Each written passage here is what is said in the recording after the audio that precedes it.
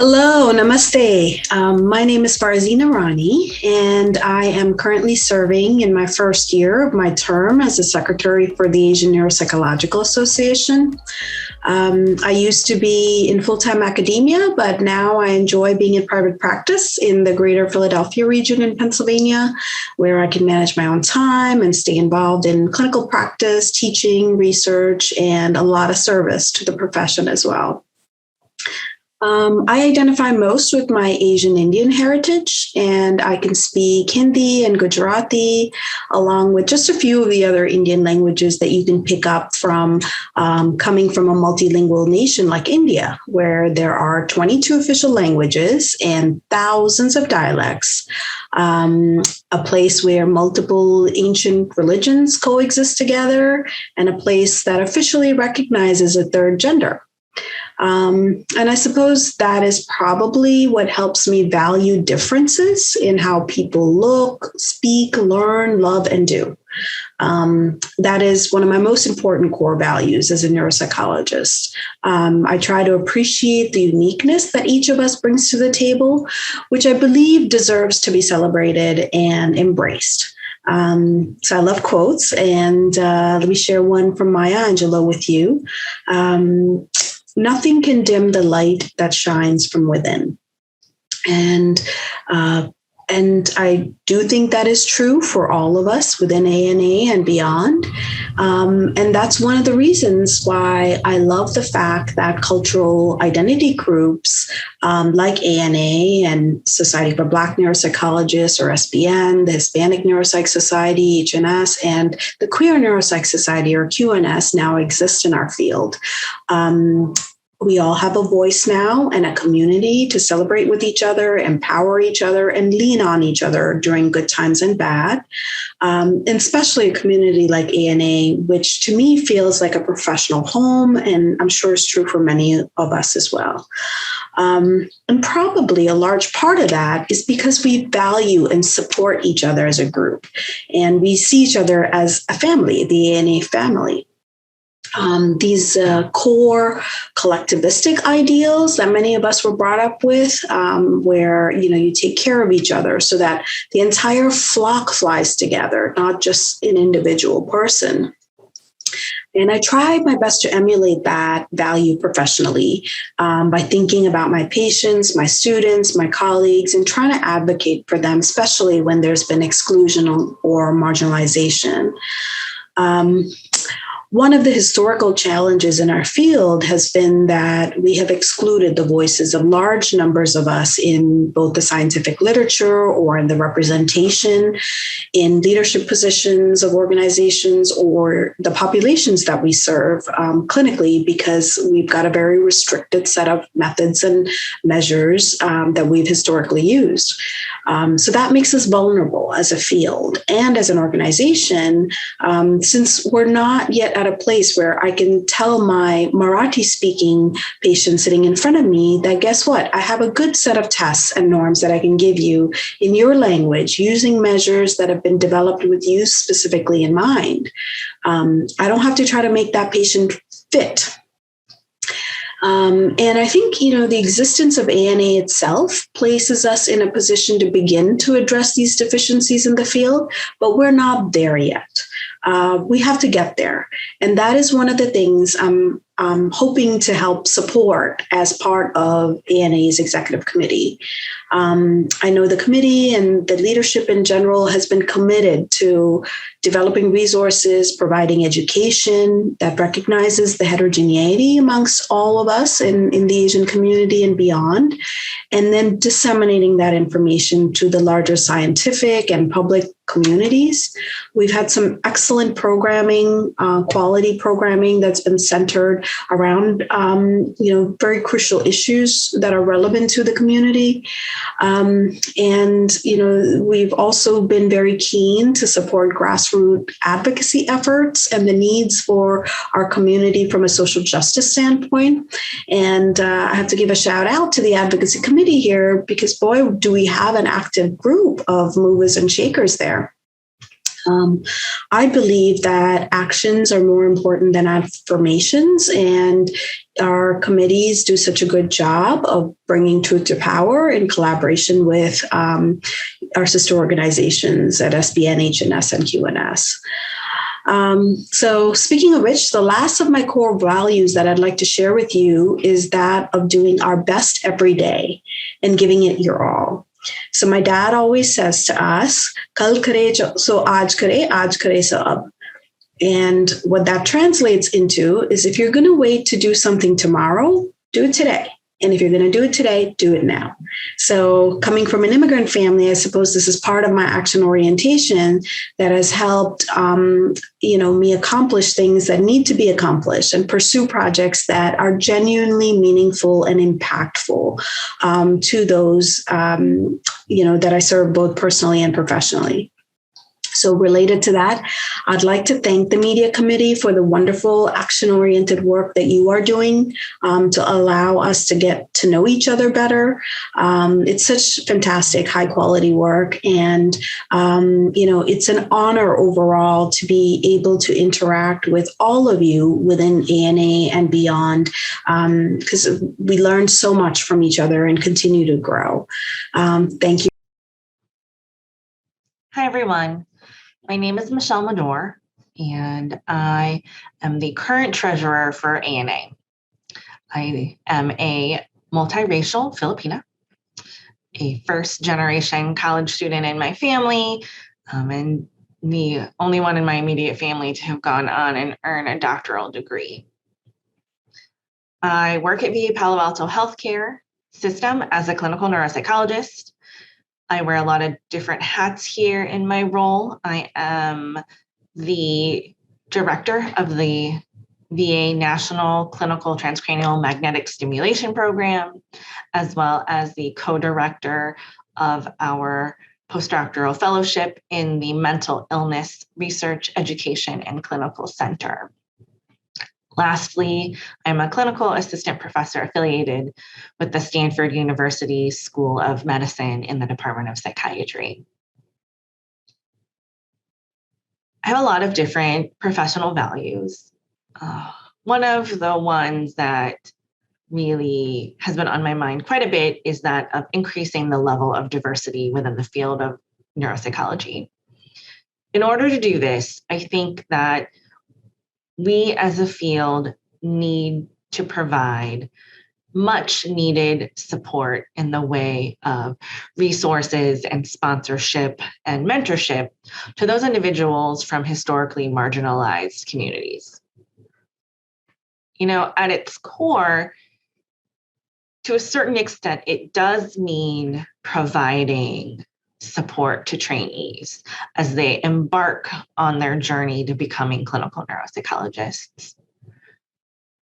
Additionally, I think that this really also means finding unique ways to support those persons who have already jumped that hurdle, who are neuropsychologists that are early, mid, and late career, who have endured barriers, microaggressions, and other injustices as they've attempted to achieve their goals, and providing them support so that they can continue to be successful and continue to contribute in ways that benefit our field as a whole.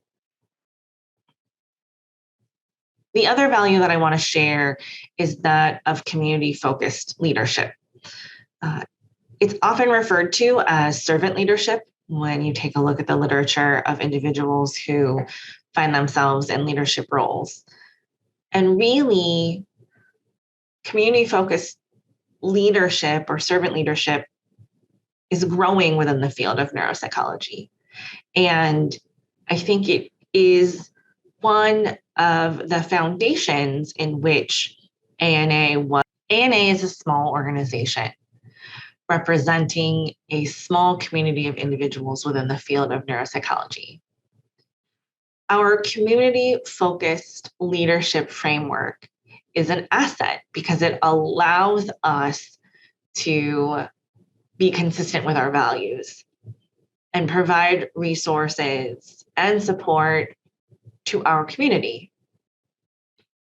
At the same time, this is somewhat of a vulnerability in the sense that there is a very fine balance between making sure our community and everything that we do is in support of our community and our mission, while maintaining a position of being able to thrive in a way that we can garner those resources of support, to be able to focus on our organization a little, to make sure that we do have the things available, that we have the opportunities available to provide that community support, not just to those who are aspiring to be neuropsychologists and those who are neuropsychologists, but the diverse communities that we serve as neuropsychologists.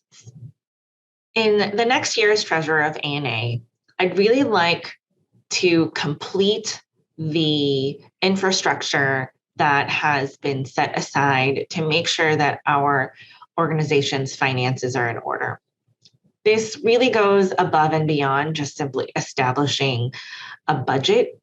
It really does include providing a system of communication to our members that provides full transparency so that individuals who are members and are paying dues know exactly what we're doing with that money. I think that is responsible. I think that is consistent with being a community-focused organization. And I really strive to accomplish that by the end of this next year.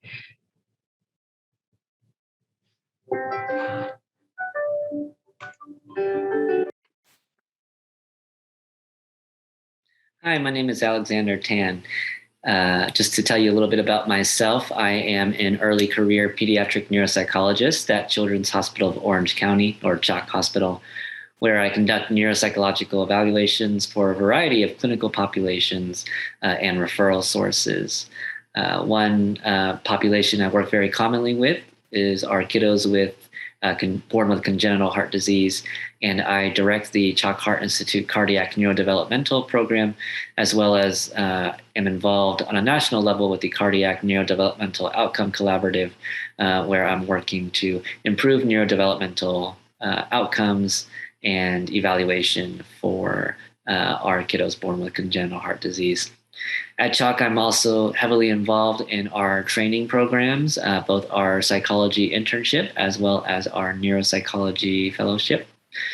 And with the Asian Neuropsychological Association, I serve as the member at large on the executive committee. So part of my role is to serve as a liaison between the executive committee and both the ANA community, as well as ANA's various standing committees, such as the education and advocacy committees, and really to support their initiatives, which is really great because I get to observe and be involved in all the wonderful work that our committees have been doing.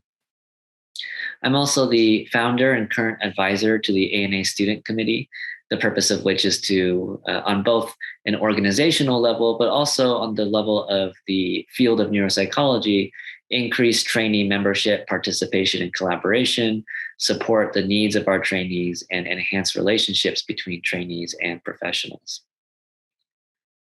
My most important values that I have as a neuropsychologist, one of them is organization. I think anyone that works with me can really see it in the way that I conduct my work, how much I really value efficiency in my process of assessment, the way that I train my interns and fellows. And even it is, to me, an important aspect of leadership skill that I bring to my work in various organizations and committees that I've been involved in. A second important value to me is initiative. I have always been intentional about taking initiative to make improvements where I see areas for growth, to educate regarding needs, to find solutions, to overcome barriers, and even to create opportunities for professional development for both myself and my colleagues.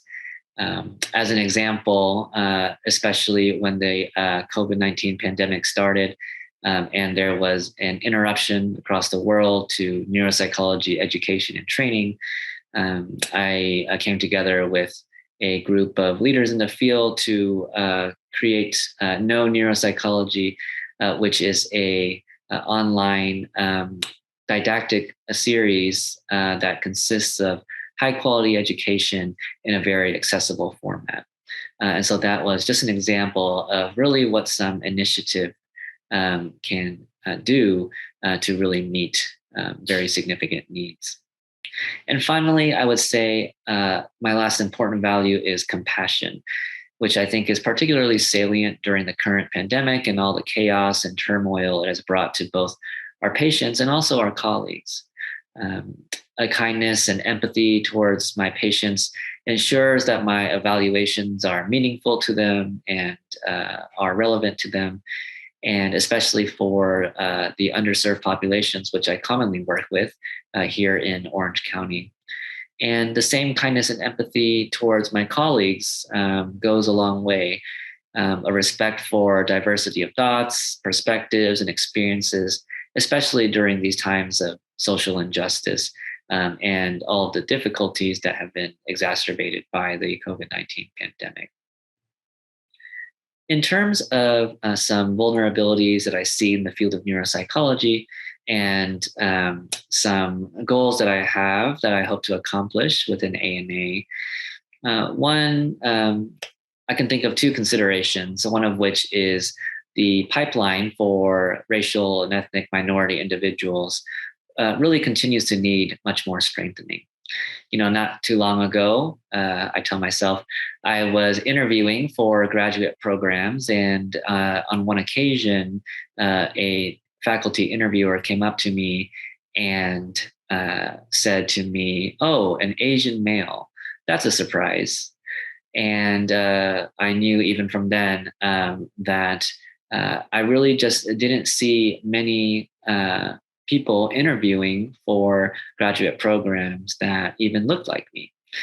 And so I think this really speaks to a larger vulnerability in the field today, our recruitment of minority individuals, our retention of individuals throughout graduate school and moving on to internship and fellowship, our addressing of the barriers that prevent our colleagues from really making it through the pipeline, even onto professional status and board certification, and our minority colleagues not getting involved in leadership and heading up the efforts to make change.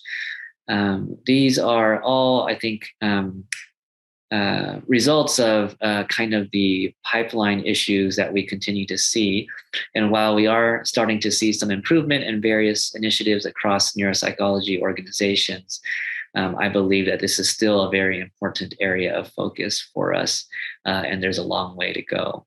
This is part of the reason why I created the student committee and why I felt so passionate about taking the initiative to do so, was to really create opportunities for professional development and leadership for our ANA students and trainees.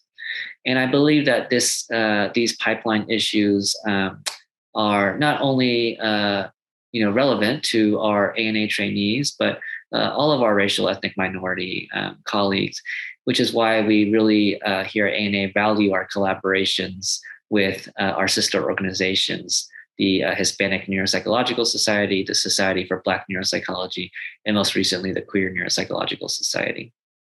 And so one aspect I hope to continue to work on is supporting and improving this pipeline for our neuropsychology trainees.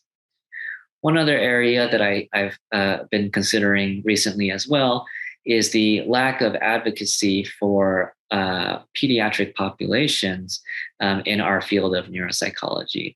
The COVID-19 pandemic has really brought to light many of the disparities in educational opportunities and access to education experienced by our underserved and underprivileged students. And I think this is something that I've recently been aiming to make efforts to support. An example of this is, and in terms of my collaboration with the advocacy committee, was working with them to give a professional webinar on educational disparities and assessment considerations during the COVID-19 pandemic.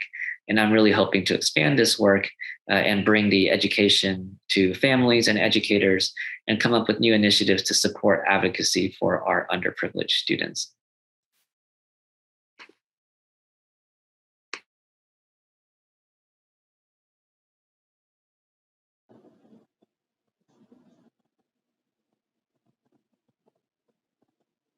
Hi everyone, my name is Jennifer Lee and I'm Korean American. I'm currently a first-year clinical neuropsychology fellow at Dartmouth Hitchcock Medical Center, and I currently hold the ANA Student Committee Chair. The three most important values a neuropsychologist should have are flexibility, open curiosity, and critical thinking. Flexibility fosters adaptability, as we often must meet our patients where they are at, depending on their physical, emotional, and cognitive abilities, but also accounting for their cultural and linguistic backgrounds. Neuropsychologists should take a stance of open curiosity, as we have the unique ability to incorporate and consolidate several types of information to one report that not all of our healthcare colleagues may provide. Lastly, critical thinking allows us to ask the difficult questions when needed. This applies to both clinical and research settings, when we work directly with our patients and when designing our research studies. Despite these strengths that we carry as neuropsychologists, there are some perceived vulnerabilities, particularly for the trainees of color. The ANA Student Committee encompasses trainees from all stages, ranging from undergraduate students to postdoctoral fellows. As an organization, we strive to support them as peers. The ANA Student Committee has two main goals that we aspire to achieve within the upcoming year: to create a community among all trainees and to create a collection of resources. One avenue will be through collaborative events and socials with other organizations such as the Hispanic Neuropsychological Society and the Society for Black Neuropsychology. Another will be by holding events focusing on the ANA-specific trainees, where we can discuss topics of special interest pertaining to those of Asian descent. We'll come together virtually to create a safe space to share, process, and empower trainees. We'll provide resources such as general information, journal articles, and hold events to help members prepare for the next steps in training and in their career. The ANA Student Committee strives to support and advocate for the ANA trainees.